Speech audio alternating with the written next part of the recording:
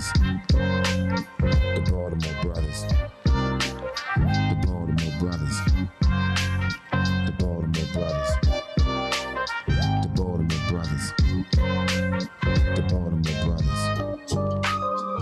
Yeah. With your host, Brother Captain Andrew.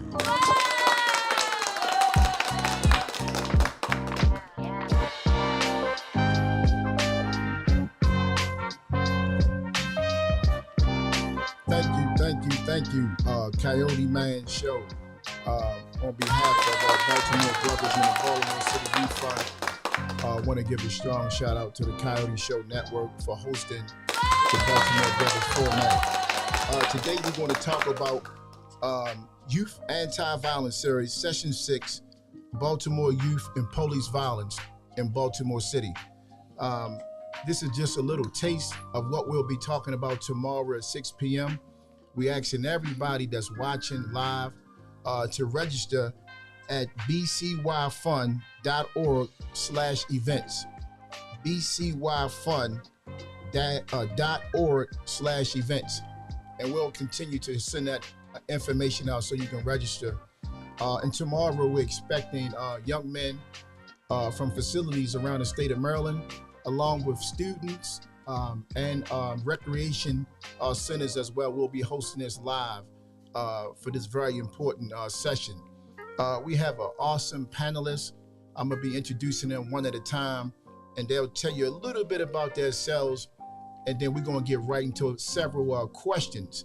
Our city right now is struggling right now with a lot of violence. It's not necessarily all youth, but our goal is to get in front of it.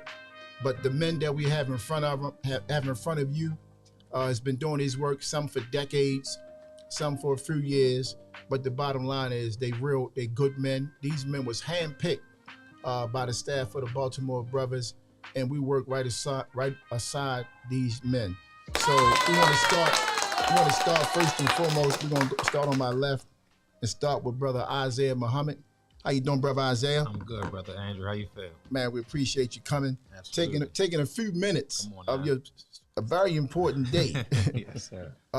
So basically, Isaiah, just tell the people a little bit about yourself. Just take a couple minutes so they know who Isaiah Muhammad is and the work that you do in the community. Yes, sir. Peace, family. My name, like Brother Captain said, is Brother Isaiah Muhammad.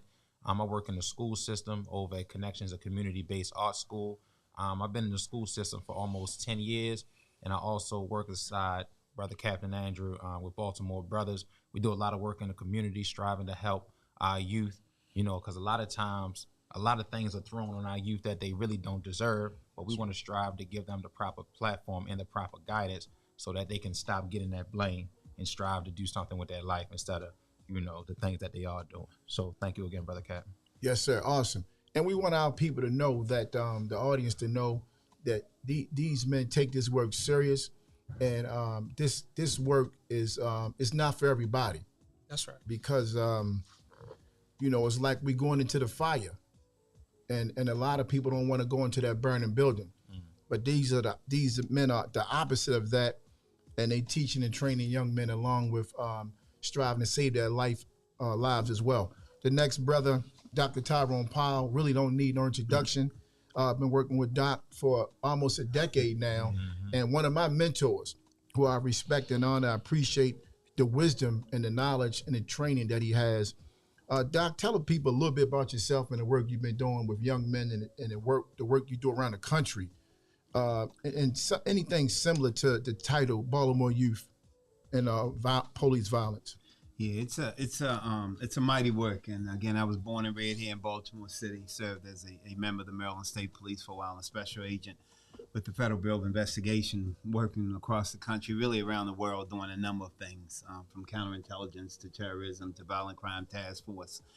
But one of the significant thing about this work that everybody here is doing is that we know for a fact that young people do not leave the womb wanting to drop out of school, wanting to use drugs, wanting to hurt each other. Nobody leaves that mother womb with that. So the fact that they have evolved in some cases into a life of violence or the victims of violence means that at some point we didn't do the proper intervention and prevention, because none of them wanted to be that as a baby. And so the work we do in this city and across this nation is designed to redirect what other people have directed young people into, sometimes overtly, sometimes covertly. And our job is to get back involved in that intervention. And the knowledge that this group has is tremendous, because we all know that you will never effectively counter that which you do not fully understand. So not everyone can do the kind of intervention work because they don't understand the mindset that brought the young brothers or the young people in general to that situation where they're willing to commit violence, or where they're being the victims of violence and are willing to leave this world early without fear of circumstances or consequences. So our intervention work is based on the foundation that they were not born to do. They were born to win. They were born to be successful. And our history dictates that, and there's something changed that, and now we've got to counter it and change it back. That's right. Yes, sir. That's what I'm talking about. Man, I need a dictionary with Doc, man. Yes, sir. This next brother, man, who I just recently met some years ago, but his name has always been good out of all the people when I come in contact with him, when I ask questions about him or they ask questions about me, about him, and it's always been good. And he's a Baltimore City police officer. He's a major. And we promote all good officers in Baltimore City. If they bad, we're going to expose them. But if they good, we're going to acknowledge them and promote them. And this brother been doing his work for 20-something years. He's more than a police officer. He loves his city. He loves the citizens of Baltimore. And I'm honored to work beside him. Major Shorter, tell the people a little bit about you, sir, and the work you've been doing over the last couple of decades dealing with Baltimore youth and police violence. Thank you. Major Jeff Shorter, Baltimore City Police. Have a little over just about 30 years of law enforcement experience, not as much as my colleague here, Dr. Powers, but I'm trying to get there at one point. And I realized that people always talking about a bridge and a gap, right? So a bridge and a gap is to be filled by who? And if I can't do it, then who? So I have tried to be that person for both sides, that the community can see that police are, some of us are good, right? There's bad apples everywhere. And for the police to see that it's not always about the young man on the corner with the white t-shirt, we can show them the humanistic side that we have as well. Because when we take that uniform off, we're human just like you. Right. I've done multiple strategies and initiatives for young people. I was one of the founders of the Unity Bowl, where we played the members of Zone 21217 in football. And it showed that you can work and you can play, you can live almost in the same environment without any of the stigmatism that's already been there. We've done a Love Your Life camp for the past 5 or 6 years. We've taken young people outside of Baltimore because we wanted to show them there was more than just a brick and mortar that they see every day. So we took them to various camps throughout the state of Maryland that they could experience life outside the city. So I think it's important that police officers be another role model. And that's what I strive to do on a daily basis. Just be a role model for my peers as well as the people in the community who can see police officers can be good as well. Yes, sir. And you definitely a role model in our eyes, brother. And we always looking for the perfect black man, and there is none. There is none. You know, but we have men that's, I don't want to say the wrong word, but I want to say we're perfect enough for them. Right. Because we get a bad rap. And then and I know you're a good brother. I know you give back, and I know you're a role model to our community. So thank you. The last brother and not least, one of the way I see it, up and coming leaders of our city. He's already a leader, but his impact is being felt, throughout Baltimore City and really the state of Maryland. And one of the young brothers that I work with directly, who I love the work that he do. I love the examples that he's setting, and he has a wealth of knowledge to be a young man. So, Brother Elijah, tell the people a little bit about yourself, and then also the work that you do in the community, and anything centered around Baltimore youth and police violence. And then we're going to get right into the questions, brothers. Peace, family. My name is Elijah Miles, chairman and founder of Tendea Family, which is a grassroots organization of young black men and women that are striving to do this work. We're focused on identity, self-improvement, community service, and development. Because for young men in Baltimore City, what I found growing up on Monument and Glover what I found is that we struggle with identity. We don't know who we are. We're not born into this world knowing what it means to be black, knowing what it means to be men. And the definition that we get from the media, from society, from our environment tells us that to be a black man is to be a killer, a robber, and a drug dealer. And we know that not to be the case, but how could we know something different if we're not presented different types of men, but also if we're not acquainted with Malcolm X and Minister Farrakhan and Elijah Muhammad and Marcus Mosiah Garvey, if we're not acquainted with those men in the position that they played within their community, how could we play that position today? So I work directly with young black men in Baltimore City that is striving to teach them not only just who they are, but also give them resources to carry out and be productive men in their community. Today, a family run a youth internship program where we hire young people and pay them $50 to clean their community, teaching them the skills necessary to create programs to solve issues that they find within their neighborhood.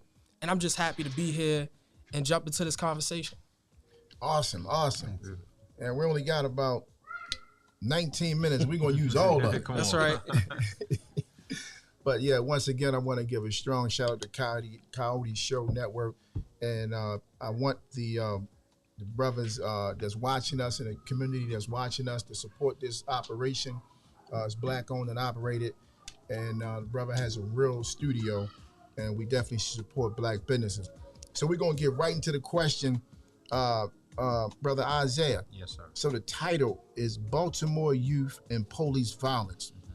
When you hear that and the work that you do at the school every single day and in the community, the work that you do teaching and training young men, when you hear Baltimore Youth and Police Violence, what's the first thing come to your mind?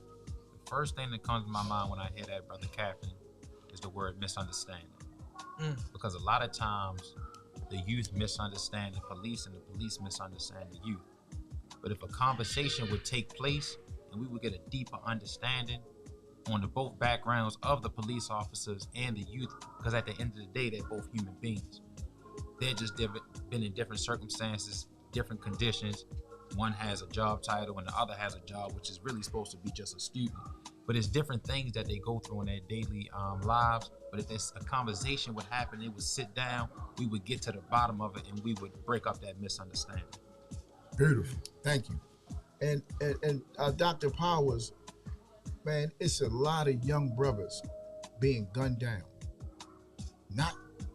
They, of course, some being shot by police, but a lot of us are killing each other. That's right. All around the country.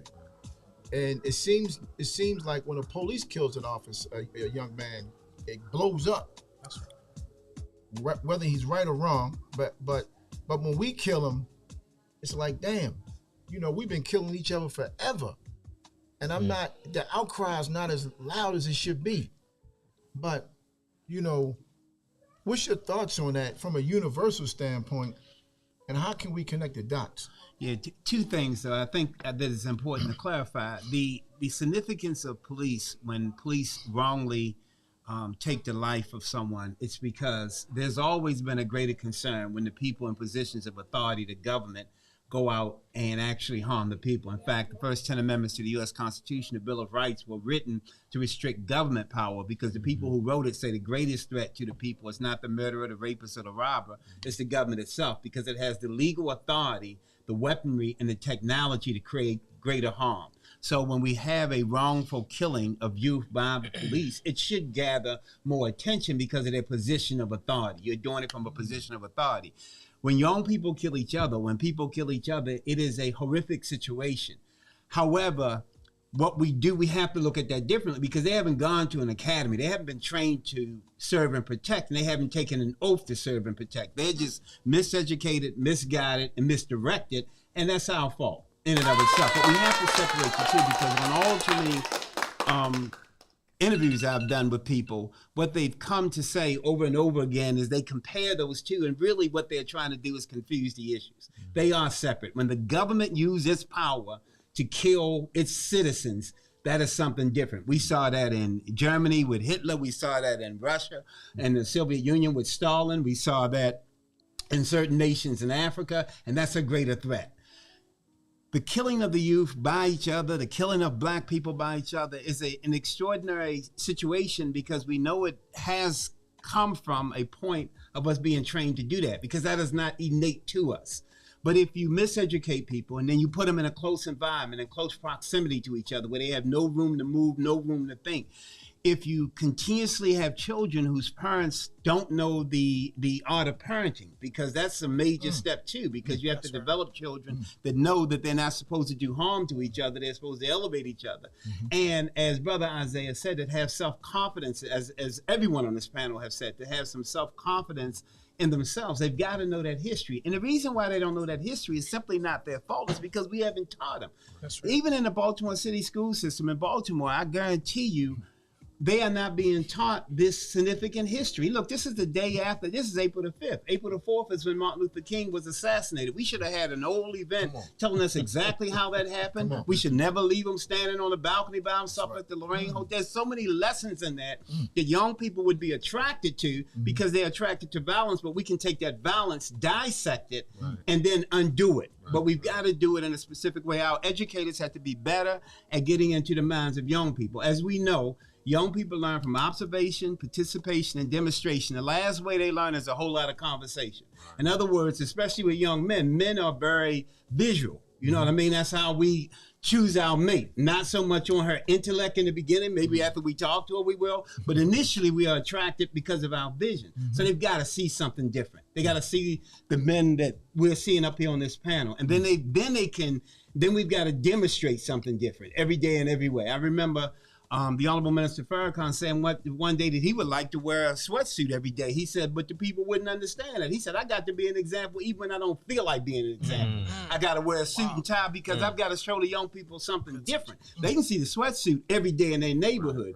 But until they see something different and say, oh, you know what, that looks good as compared to what I'm seeing every day, then they won't have anything to follow. And young men are very visual. They're going to follow what they see more than what you say. So you've got to demonstrate it on a consistent basis, and you got to tell them that history, but you got to tell them that history from a standpoint of someone who's upstanding. They got to have an example. You can't talk to me if you're trying to harm me. And again, the history of policing, finally, I'll end with this. At one point, black police officers were only allowed to police the black community. So they had one job, to serve and protect black people. If even black police officers going into the academy understood that you had one job, the only reason they allowed you into policing is to police black people. So let's do that right. And we want to police everybody, but let's do that right. Serve and protect and do that right, because initially that was your only job as a police officer. But we got to teach that history, because once they get that history, they say, wow, you know, this is very a noble profession. My job is protecting grandma, because I don't want my grandmother raped by a white man or a black man. So if I become a police officer and I'm put in a position of protecting her from being raped, then I say, you know what, this is pretty noble. This is the warrior. Now I can yell east side, west side, and have the ability and the authority to protect the people on the east side and west side legally. That's what we have to teach them. We have to teach them in a way that they understand. Yes, sir. Now, that was History 101, 102, and 103. I'm going to ask you that question again tomorrow. Yes, sir. Not a problem. About the history of police. And the answer will be the same tomorrow. Yeah. Because some of us don't know the history of the police. We don't know. Important. Yes, some of us, it was hard for, you couldn't have got a job 80, 90 years ago. No. Shit. Not in L.A. Not anywhere. Not anywhere. In Baltimore City, black police officers into the 1960s could only arrest black people. Man, we got to talk about that. Man, so I got a tough question for you, Major, but I don't want you to talk about the details. And we had an incident a couple weeks ago where a young man was gunned down by a police officer. And it may not be tough, but you know, I know you can't talk about the details. And he was, you know, I think it was a white Honda Accord or something like that. It was on TV. It was on all across the media. Actually, it was all over the media anyway. It's not now. And a lot of people are, you know, as Dr. Powell said, it's when the authority does the shooting, and it's in this community or the citizens or the people don't think it was done with just. How does that affect you as a person who is respected in the community, and the people really know they can come and talk to you when something not right, and you've been in law enforcement for 30 years, and one of your fellow officers gunned down a young man, and it's some confusion around his death, meaning that you was wrong, you could have did this, you could have moved out the way, you didn't have to shoot him. How do we? And let me just mention this title so you can. Baltimore youth and police violence, because that's exactly what that was. Now, when I say police violence, I'm not saying the officer's guilty, but what I am saying, that's the way the community see it. At least it's family. Talk to us about that. Major. So what the way I look at it is violence, right? Mm-hmm. And as Dr. Power talked about, as the governor's given a specific authority, as we talked about last week on the call, the ultimate authority to either take a life or give a life. So violence and crime and murder has been normalized and publicized and socialized in only our community. Mm-hmm. So when it's done by a person who appears to be outside of your community, it's publicized, it's socialized, but it's not normalized. So when you have people from the community that commit crimes against one another, it's normalized. It's the street code. It's just what you got because you did what you did. When officers are put in situations like that, it's a split-second situation that you have to make a choice. Sometimes you make a wrong choice, and as people know, those choices have consequences. I always recommend, we had a Citizens Academy. People say, I'm not going to any police building, but I always recommend that people go through the shoot, don't shoot the scenario. And it's not always about shooting, it's about making a choice in a situation. Those situations happen all of the time, but they don't always end the same way. It's unfortunate that it went that way. I wish it wouldn't have gone that way. But if we look at the normalization of the police officer when he approached that scene, I always tell my officers, you should approach every scene as if you were dealing with your mother, as if you were dealing with your father. How would you want someone to deal with that individual the way you would want somebody to deal with your parent or your loved one? And a lot of times it's not looked at like that because, as I've mentioned in the past, we were given different set of lenses back when, since the beginning of time, right? The beginning of crime. But now I think we all are coming to a place where we've taken off the lenses that were given it to us, and now we're putting on the same set of lenses. So we're able to see a place and a space the same. And when you don't do that and you don't have that, it causes all kind of confusion. Those cases will be adjudicated however they're adjudicated. I wish it was something that I could do, that I could have spoke to the young man before he even got involved in whatever he was involved in that particular day. Things are like a GTA, right? They publicize this. They put in our kids' mind at a young age, go rob, go steal, commit these crimes. And they sit in front of TV now. Outside has been replaced with video games. We grew up on outside. Now it's video games, and they put the video games, they put the rap game, they put the violence as a part of way to make it. But it's fed to us, and we if we aren't taught properly, eat that, and it becomes a poison within us and within ourselves. So until we can change our diet across the board, those things will continue to happen, unfortunately, and we'll have the same result. We're going to have the same uproar, but the uproar should occur every time it's a murder, every time it's a shooting. A shooting is a failed murder. Those are the things that we need to focus on as a whole, and that's why I try to stand in that gap to bring to the light, like these things don't have to happen. And I think tomorrow we'll go into a little bit more, but I know I got to give Brother Elijah some time as well. No, Appreciate you. that was a beautiful answer. Appreciate it. Powerful. Not only that, though, I asked you that question because I know you care. So it's not just you being professional, and I know you couldn't get into the details. That's why I said we don't want the details, but it's another perspective coming from another black police officer that's in authority. So thank you for that, and we definitely gonna probably get some questions on that tomorrow. So Elijah, man, so based upon what you just heard, Elijah, you growing up, around Monument Street, you seeing violence every day, all day. You seeing police violence, black on black violence, whatever kind of violence. You seen violence, as Shorter said, violence is violence, right? That's right. But when you hear that title, as I asked Isaiah, and coming from a young person, because because Shorter made a good point.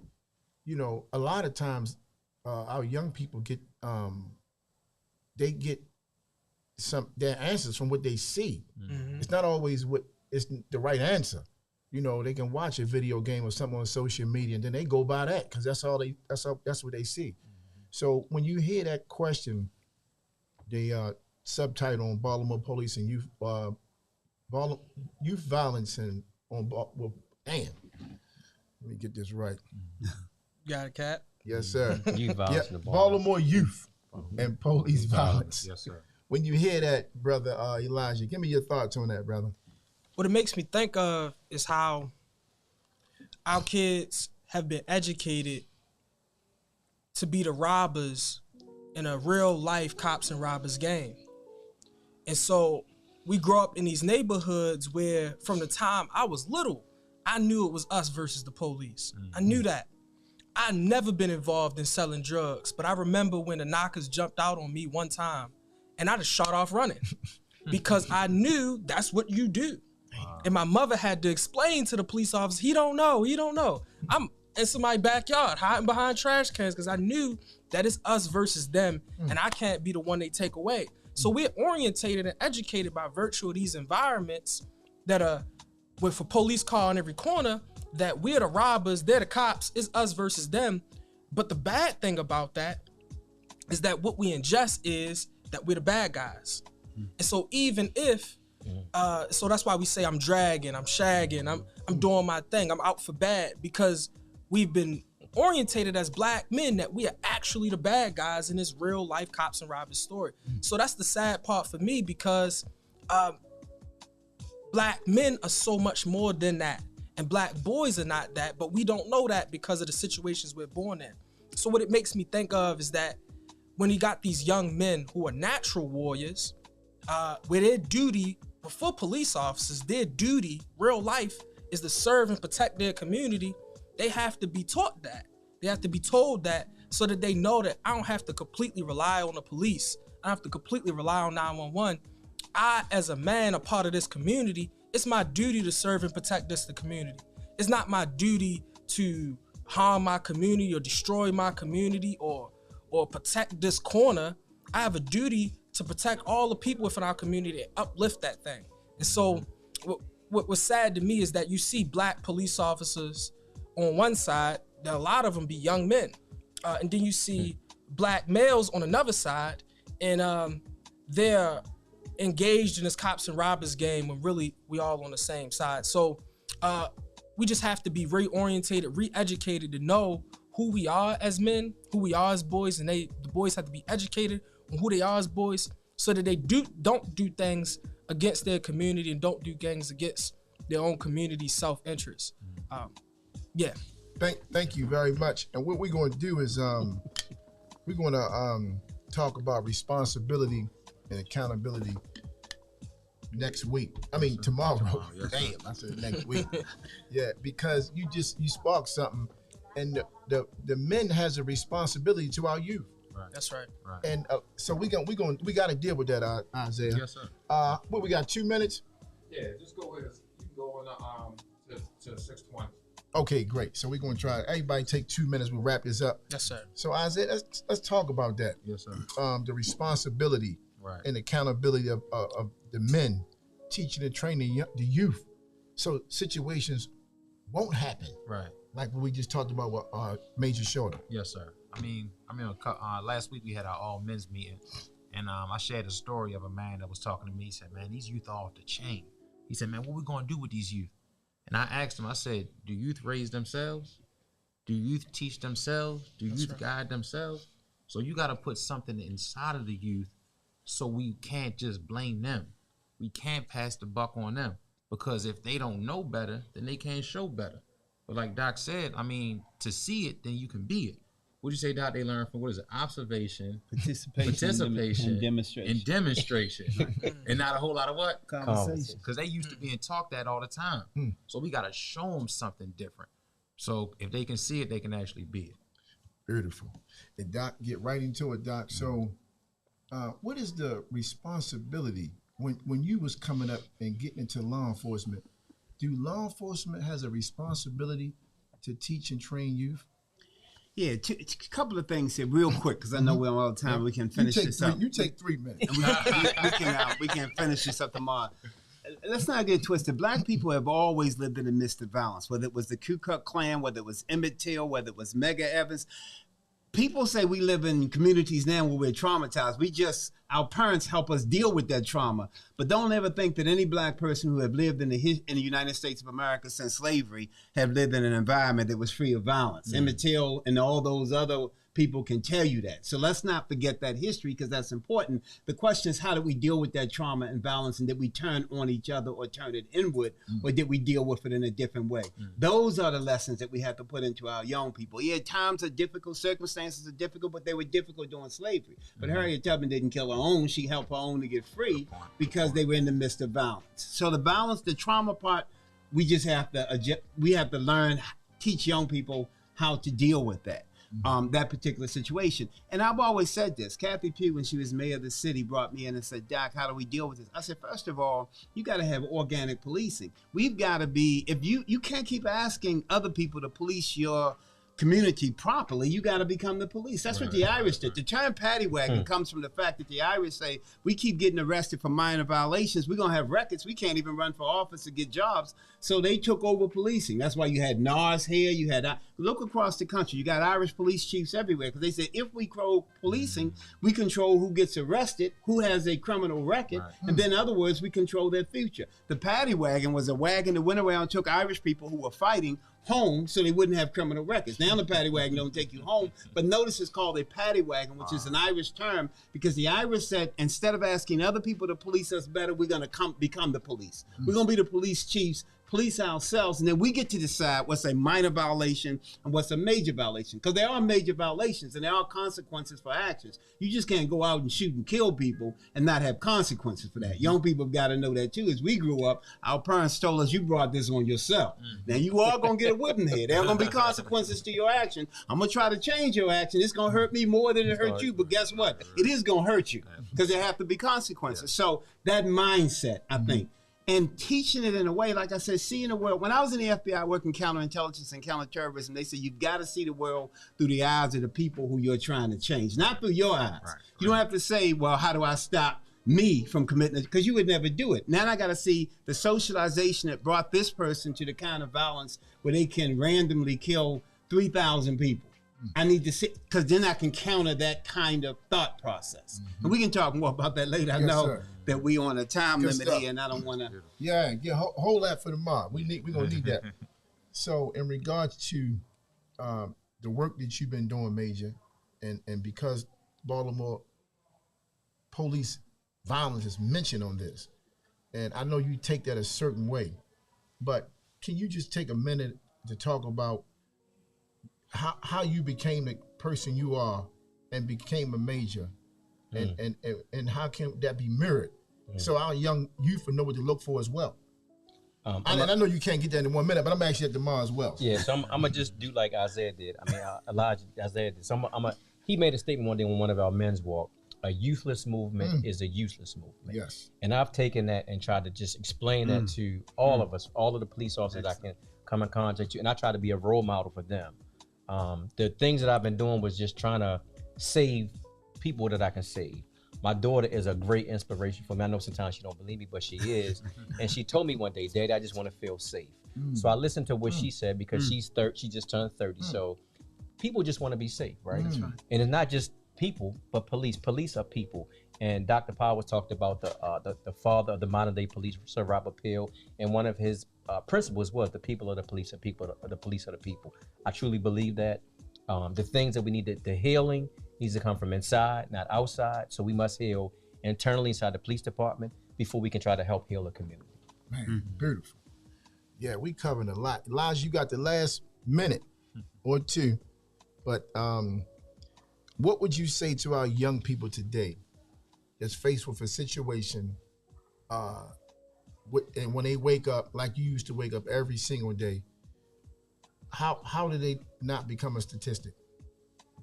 I think every young man that's out there, every young man that's in Park Heights, Down the Hill, Sandtown, wherever we at in Baltimore City, you have to have in your mindset that I'm going to make my community a decent and safe place to live. And so it don't put you on the side of the police for those brothers that don't want to be on the side of the police, but it links you and all the other people that have the common mission of changing and bettering your community. I think that puts you not just puts you out of harm's way, but it helps you to have a higher purpose and a higher mission, because our young people today struggle with mission and struggle with purpose, but they had to be introduced to the natural mission and natural purpose that they all have, which is to better and change their community for generations that's coming after them. There's boys that's going to grow up in Sandtown and down the hill after the young men that's around right now, and they have to know they have a responsibility to them, and whoever stands against that mission is the real enemy, not the person that's the police or the person that's in your neighborhood or in the next block in some other neighborhood that your community so-called is having beef with.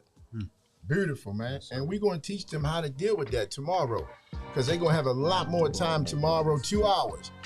And I can't wait. So I want everybody to register today for our program tomorrow, bcyfund.org/events, bcyfund.org/events. Thank you very much, Coyote Show Network. And thank the brothers, our panelists. We'll see y'all tomorrow at 6 p.m. Your host, Peace. Brother Captain Andrew. That was nice, bro. Yeah, that was The Baltimore Brothers. The Baltimore Brothers.